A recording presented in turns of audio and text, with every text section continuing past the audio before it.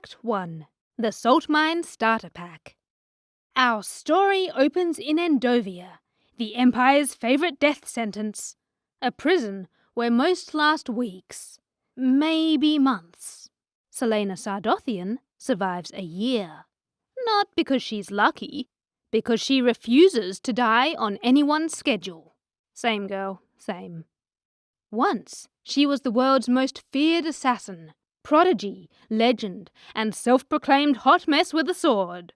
The name Adelin's Assassin used to make grown men reconsider their life choices.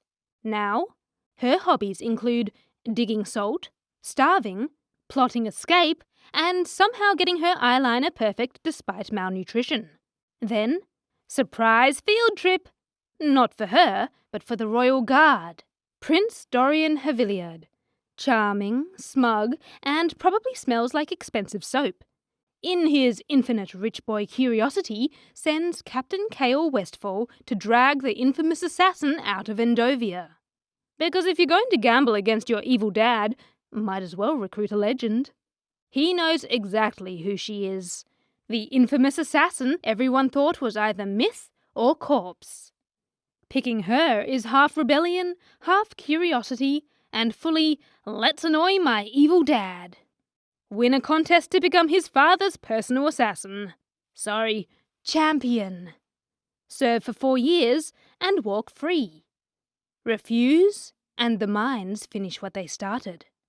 Accept, and you live long enough to make better mistakes. Celaena says yes, obviously, because her other options are rot here or die here. She's dragged to Rifthold, capital of the Adelin Empire, where the king rules from a literal glass castle, because nothing says humble tyrant like living inside a chandelier. Cale Westfall, captain of the guard, who's allergic to feelings and suspiciously committed to leg day.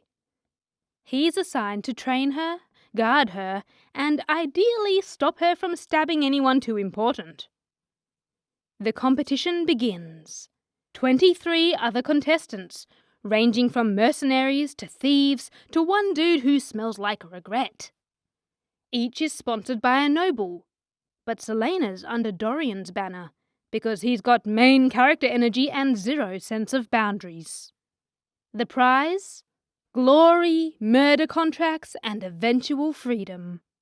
The catch? The King of Adelin, a man who has outlawed magic, joy, and probably good parenting.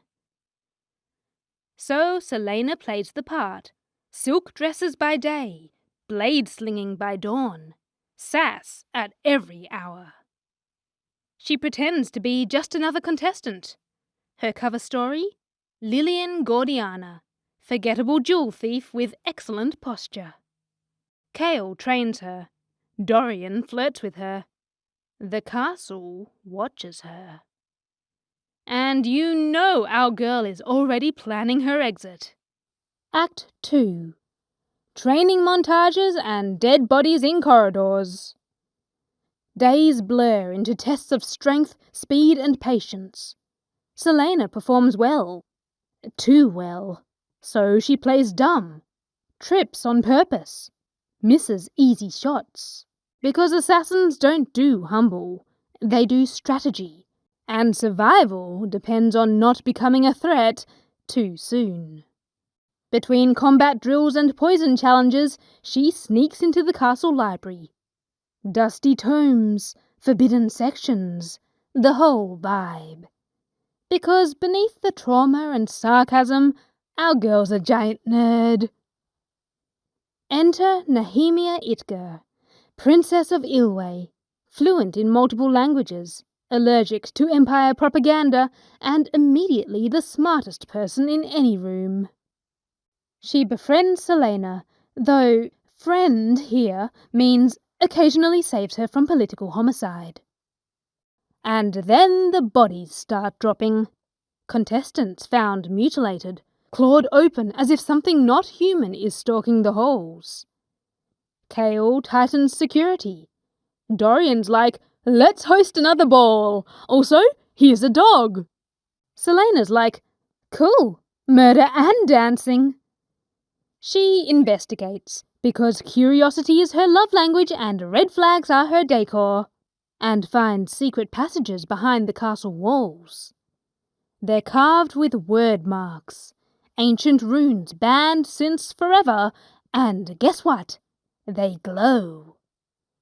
She follows them and finds something hidden under the castle, a tomb. Not just any tomb, the resting place of Queen Celaena, ancient royalty and full-time ghost with unsolicited advice. Hey, chosen one, the king's evil. Stop him. Bye. Gives her a pendant, the Eye of Celaena, then dissolves into an aesthetically pleasing mist. Celaena's left to think, cool, add spectral destiny to my stress list. The murders get worse. Word marks start appearing on walls like the castle's sending her a panic attack in calligraphy. Cain, her top rival, is suddenly faster, stronger. Like someone's been microdosing forbidden magic. Celaena realizes someone, or something, is hunting them with dark magic. Magic that isn't supposed to exist. Magic that feels suspiciously personal.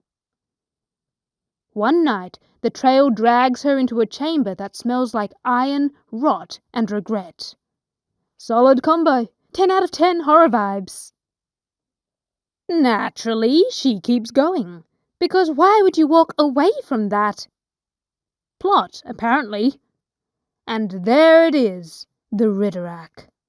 8 feet of nightmare, with a face made of teeth and bad decisions. It lunges, she charges, because self-preservation? Overrated.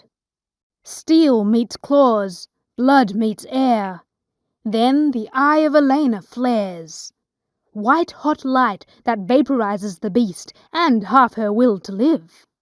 Victory achieved, trauma pending. Nehemia finds her, whispers words older than stone around them. The bleeding stops, the questions don't. Some friendships are forged in trauma and spectral intervention. By dawn, Celaena's back in her bed, staring at her ceiling, pretending sleep is a thing people still do. The castle is quiet. For now. Meanwhile, Dorian's falling in love. Kale's trying not to, and Celaena's just trying to survive, and maybe pet a dog. It's fine. It's chaos. It's a love triangle built on trauma, sharp objects, and mutual emotional repression. Act 3. Magic is illegal, but so are her feelings. The castle is getting creepier by the hour. Shadows move when they shouldn't. Blood smells like prophecy. Celaena's nightmares start coming with subtitles. She learns more about the word marks and word keys. Magical artifacts with the power to open portals between worlds. Because the king definitely seems like someone who should have those. Through secret notes and late-night ghost visits, Celaena pieces together that the king's been using forbidden magic to summon creatures from another realm. Literal demons. And that's what's killing the contestants. Cue the part where our girl decides she's not waiting for permission to fix it. While everyone else plays politics, she's running around with a dagger and a death wish. She discovers that one of her competitors, Cain, is juiced up on demonic energy and probably working for the king's shadowy scheme. He taunts her, stalks her, and nearly kills her during a trial. But Celaena's stubbornness is stronger than his steroids. Nehemia deciphers more word marks. Kale finally admits he cares. Dorian realizes he's in too deep, and maybe has a flicker of forbidden power of his own. And Celaena, haunted by ghosts, chained by trauma, starts remembering fragments of a past she can't name. The girl in the glass castle isn't just an assassin. She's a legacy the king's tried to erase. Which is honestly rude because she's clearly main character coded. She can feel it, the pieces of her old life pressing at the edges of her memory, begging to catch fire. Act 4. Glass Castles and Contractual Hell. It's the day of the final duel. The crowd's silent. The king's smirking. Kane's possessed.